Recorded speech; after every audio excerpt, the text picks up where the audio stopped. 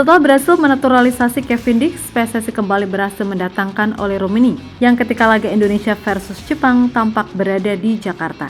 Dan tak berselang lama muncullah foto Pak Ketum bersama penyerang FC Utrecht yang menandakan proses naturalisasi Ole udah mulai diproses. Namun menurut Menpora, berkas Ole ini masih sedikit tertunda lantaran menunggu ACC dari Pak Prabowo selaku presiden.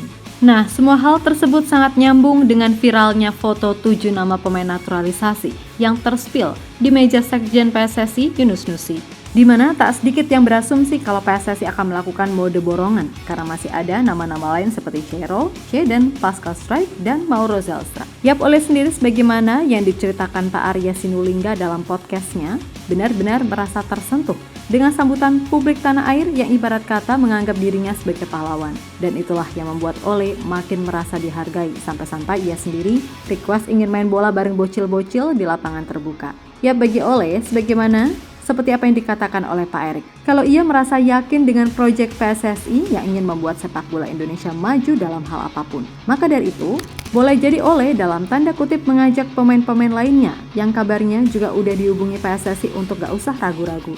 Karena secara umum timnas Indonesia udah mengarah ke arah yang sangat positif.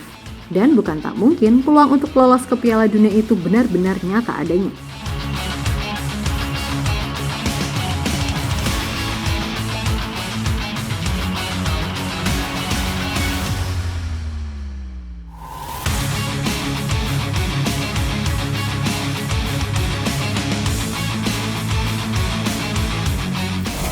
Harus diakui, bergabungnya pemain-pemain seperti Martin Paz, Tom Haye, Chaises, Kelvin Verdonk, Raktar Oratmangun, Michael Gers, dan Kevin Dix membuat citra timnas Indonesia makin naik, termasuk membuat para pemain grade A menjadi tambah yakin bergabung ke timnas setelah merasa tim ini udah banyak diisi pemain berkualitas. Yap, bergabungnya pemain-pemain tadi seolah jadi bukti kalau pemain yang diprediksi bakal sulit dinaturalisasi pada akhirnya bisa kok bergabung. Yang mana itu juga menjadi bukti kalau tekad PSSI untuk menciptakan tim nasional yang kuat sungguh nggak main-main. Yap, satu nama baru seperti yang kita tahu, 99% udah terpatri dalam diri Ole Rummenigge, striker 24 tahun yang selama ini emang jadi idaman publik tanah air. Maka tak heran kedatangannya ke Indonesia saat laga versus Jepang beneran disambut sukacita layaknya pahlawan. Walaupun muncul sedikit kekhawatiran ketika Ole tampak sedih gimana gitu melihat Indonesia dihajar Samurai Biru 4-0. Namun menurut Pak Erik, keyakinan Ole pada Indonesia benar-benar udah 100%. Sehingga ya bisa dikatakan proses Ole ini tinggal menunggu waktu aja. Dan ngomongin kecintaan Ole pada Indonesia, Pak Arya Sinulinga dalam podcastnya mengatakan ya emang Ole beneran jatuh cinta sama Indonesia sejak pertama menginjakkan kaki di sini. Kemudian soal video Ole yang main bola sama bocil-bocil di lapangan kecil, kata Pak Arya itu juga Ole sendiri yang minta. Yang mana artinya Ole ini benar-benar sangat humble dan hayolo. Bagi kalian yang sebelumnya udah ngata-ngatain Ole di sosmed, buruan deh minta maaf. Intinya apa yang disampaikan oleh Pak Arya ataupun Pak Erik udah menggambarkan jelas soal keseriusan Ole untuk membela timnas Indonesia. Ya kalau Dion sama tim targetnya itu sama. Mungkin kalau bisa lebih cepat dari Ole. Karena kalau Ole udah pastikan kalau semuanya lancar, dia akan memperkuat tim nasional bulan Maret. Makanya kemarin setelah pertandingan saya ketemu Ole, ya kan, di luar kebiasaan saya. Biasanya kan ketemu datang gini-gini, saya nggak mau. Karena Ole, saya ngeliat orangnya sangat serius, ya skillnya sangat tinggi, bahkan kecintaan dia sama Indonesia kan kalian bisa lihat. Tiba-tiba main sepak bola lah dengan bola plastik, kecil bola segala. Plastik, ya saya rasa sesuatu yang out of the box gitu. Makanya kemarin setelah pertandingan saya tanyakan lagi, kita kalah lu 4-0, yakin? Yakin. Dia bilang yakin saya akan bisa bikin perubahan buat tim Indonesia, ya kan. Nah, tinggal bagaimana komposisi tim semua bisa berjalan dengan baik. Saya bilang saya rasa kita sudah memperkuat tim ini dengan baik. Jadi kalau Ole nanti benar-benar gabung di bulan Maret, ya missing pieces yang kalau kita lihat berulang-ulang banyak sekali.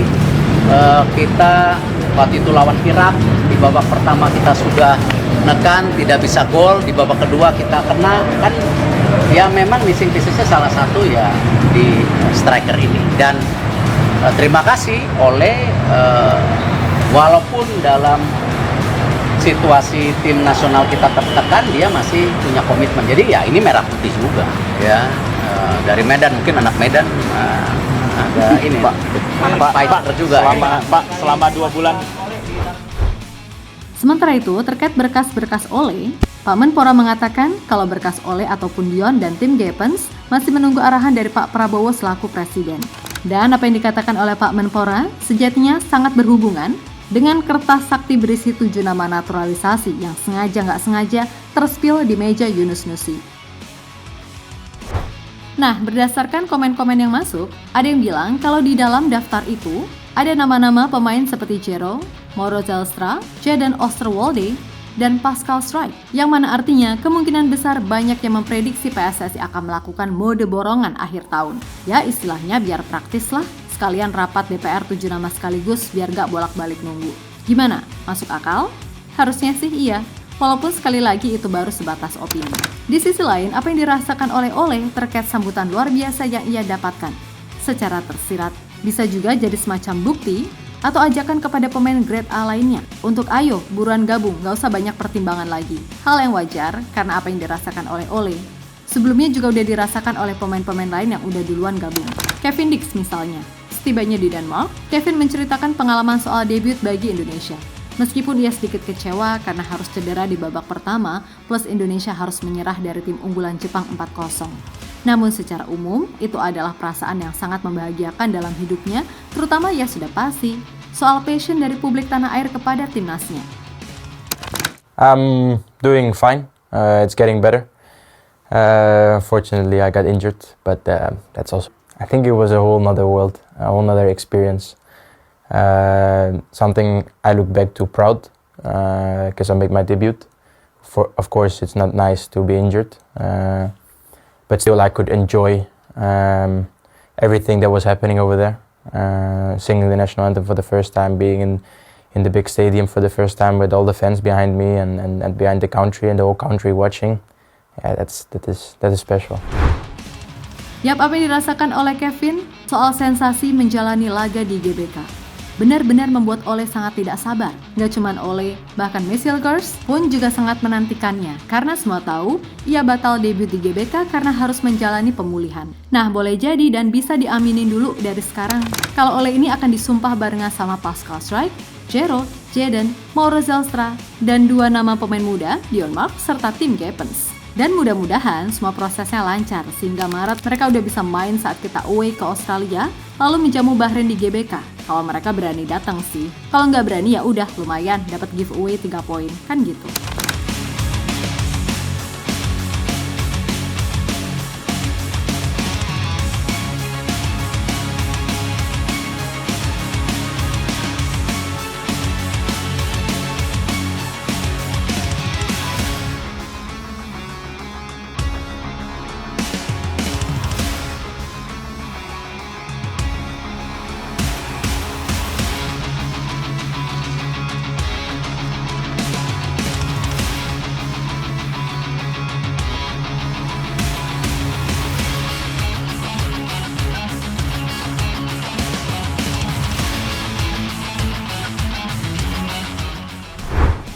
Yap, terlepas dari apapun, sembari kita menunggu soal pemain baru yang akan dikebut, ada baiknya kita sambut dulu ajang paling luar biasa bagi handuk mania and friends. Apalagi kalau bukan Piala AFF. Yap, semua tahu kalau sebagian besar pemain yang dipanggil di ajang ini adalah mereka yang kategori U22. Maka dari itu, menarik nih kalau tim ini bisa berbicara banyak di ajang ini. Mengingat lawan yang dihadapi levelnya pemain senior. Ya entah apapun hasilnya, dan kalau bisa sih juara. Namun yang paling utama adalah menyiapkan kerangka tim. Dan itulah yang memang direncanakan oleh Coach Shin. Jadi kalau ada yang bilang Coach Shin ini cuma bergantung pada naturalisasi, terus buat apa beliau dulu melakukan potong generasi? Perihal pemainnya yang sekarang tersisa cuma Rizky Ridho, Egy, Witan, Arhan, Asnawi, Sananta, Hoki Caraka, hingga Hernando. Ya udah, berarti emang mereka yang di mata Coach Shin masih mampu menjaga standar yang ada. Intinya, kami mendukung Paul, penunjukan pemain U22 ini. Hitung-hitung nyiapin tim buat SEA Games 2025. So, semoga aja Piala AFF yang super mewah ini bisa jadi ajang yang pas untuk mengembangkan potensi pemain muda Indonesia.